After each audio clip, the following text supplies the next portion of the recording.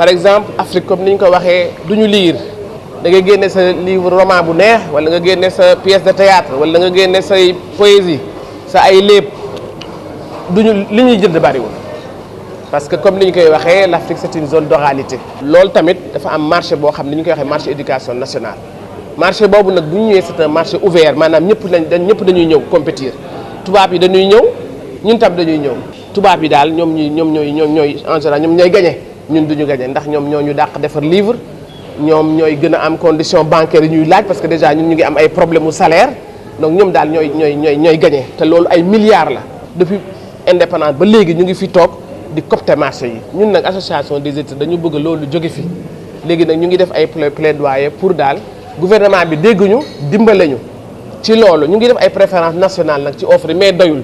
dañu bëgg léegi mu jox ñu quota ci éducation nationale ci marché scolaire